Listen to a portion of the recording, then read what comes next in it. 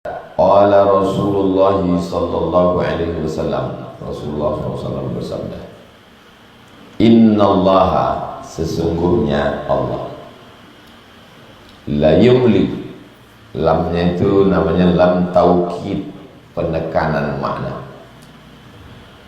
Sesungguhnya Allah pasti, la yumli, yumli artinya mengulur, diulur, rezekinya diulur banyak, umurnya diulur panjang, jabatannya diulur langgeng.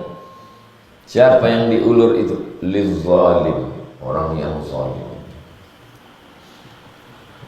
Hadis ini menjawab pertanyaan orang, kenapa orang yang tidak sholat, orang zalim, orang pezina, orang pemabuk, orang koruptor umurnya panjang. Inilah dia jawabannya. Jadi kita itu mengaji, menjawab kerisauan pikiran kita. Oh, ini ternyata Innallaha la yumli liz-zalim. Orang zalim itu diulur Allah SWT. Supaya apa? Fa idza akhadhahu, ketika Allah mengazabnya, lam yuflithu, tak dilepaskannya lagi. Jadi Islam itu bukan berarti setelah kita masuk Islam, setelah kita sholat, puasa, zakat, haji, jihad, lalu hidup kita tenang, senang, kenyang, lenang. Tidak begitu. Banyak orang salah hijrah ini. Dianggapnya sebelum hijrah susah, setelah hijrah senang. Salah. Akhirnya setelah hijrah ternyata susah juga. Salah-salahkannya Tuhan. Salah paham dia. Ini orang yang model begini, dia hijrah, tapi otaknya tak dibawanya, ditinggalkannya. Badannya aja hijrah, pakaiannya hijrah, bentuk wajahnya hijrah, casingnya hijrah. Jadi hijrah itu yang paling penting adalah hijrah pemahaman, bahwa setelah kita Islam, setelah kita ngaji, setelah kita taubat, ujian akan datang silih berganti, dan kita punya cara pandang yang berbeda. Dulu kita anggap kalau orang umurnya panjang, badannya sehat, jabatannya tinggi, kekuasaannya langgeng, dia dapat nikmat. Belum tentu. Buktinya dalam hadis ini ada orang yang diulur Allah. Umur kau kasih panjang, rezeki kasih banyak, keluarga, anak, bini, harta, benda, hidup mewah, dipuja-puji orang, tapi sesungguhnya itu adalah la yumli liz-zalim. Maka kalau ada orang zalim, orang aniaya, orang pemakan harta anak yatim, kejam pada karyawan, tak ada sifat kasih sayang pada tetangga, tapi rumahnya besar, hidupnya mewah, jangan heran. Ini hadis jawabannya. Apa tujuan Allah? Fa idza akhadhahu, ketika Allah mengazabnya, lam yuflithu, maka Allah tidak akan membiarkannya, langsung tak lepas sama sekali. Itulah makna. Kemudian Nabi SAW membacakan ayat, wa kadzalika, demikianlah akhdhu rabbika, azab Tuhanmu, idza akhadzal qura, kalau Allah mengazab suatu negeri, maksudnya bukan negeri itu diazab, penduduk negeri itu diazab.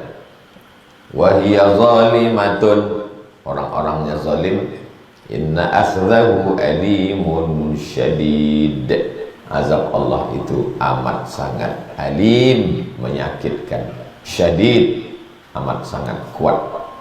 Muttafaqun alaih. Hadis ini muttafaqun, disepakati alaih, atasnya sepakat Imam Al-Bukhari dan Imam Muslim memuat hadis ini. Ada dalam Sahih Bukhari, ada dalam Sahih Muslim. Ada orang sholat, puasa sunat rajin, ikut pengajian, hidupnya susah, sakit-sakit. Ada orang tak sholat, tak puasa wajib, tak berzikir, makan haram, berzina, hidupnya senang. Orang yang belum mengaji melihat ini, Tuhan tak adil. Tapi setelah dia mengaji, apa kata dia? Orang yang sakit, orang yang susah, ada jawabannya. Apa jawabnya? Allah menguji dia, diberikan kesusahan, kesakitan, kepayahan, hatta yamshi 'alal ardi ma kanat 'alaihi khati'ah. Sampai dia berjalan di atas muka bumi tak ada dosanya walaupun sebesar ujung rambut. Bersih sebersih-bersih.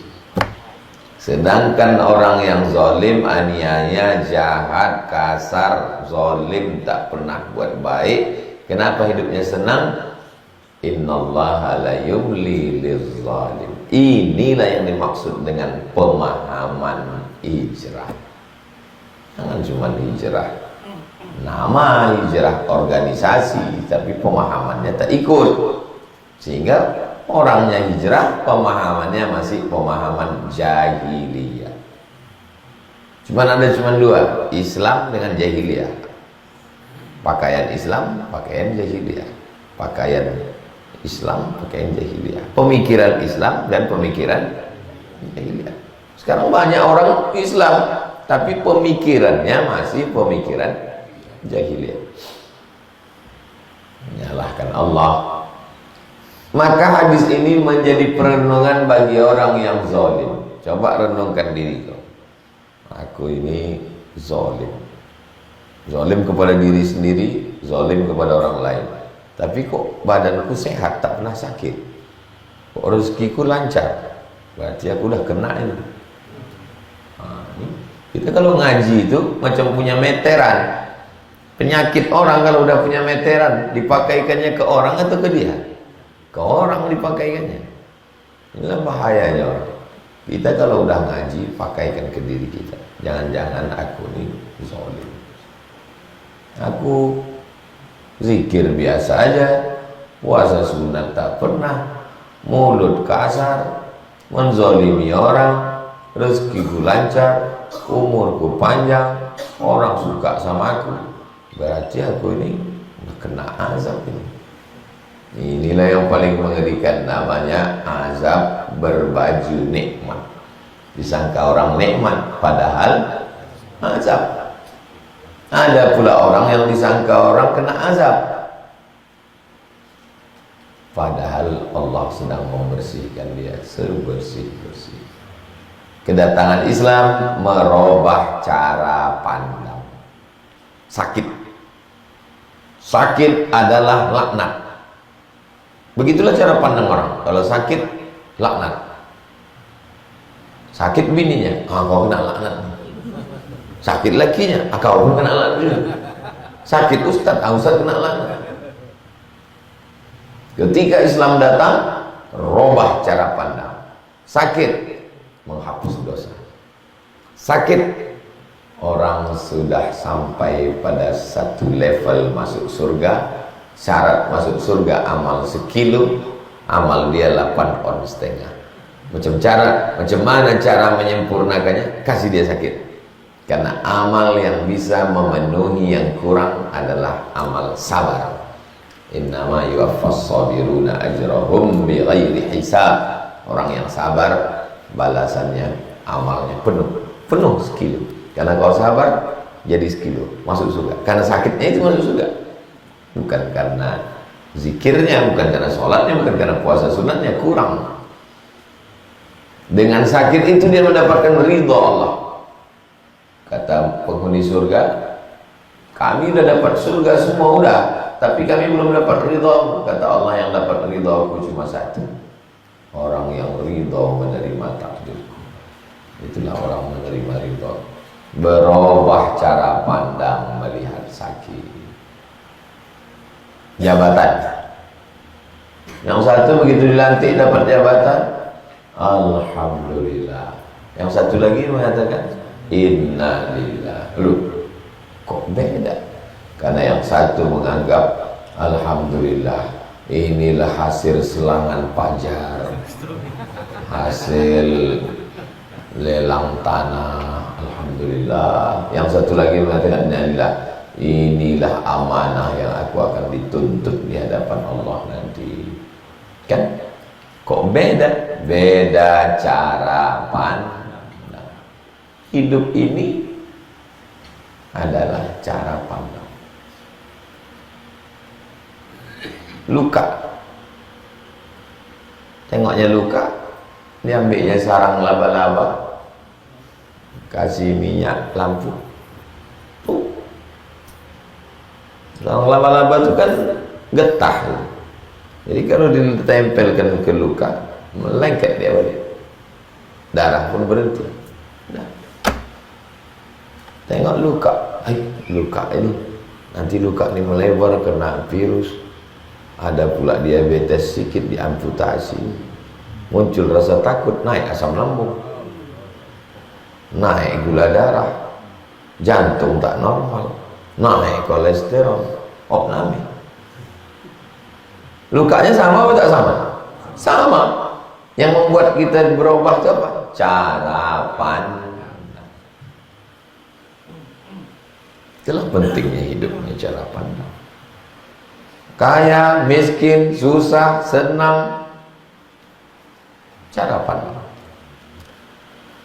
Hitam putih. Menurut ibu lah orang yang paling hitam. Menurut ibu, sampai minum jus bengkoang, sampai kredit skincare, karena menurut dia hitam.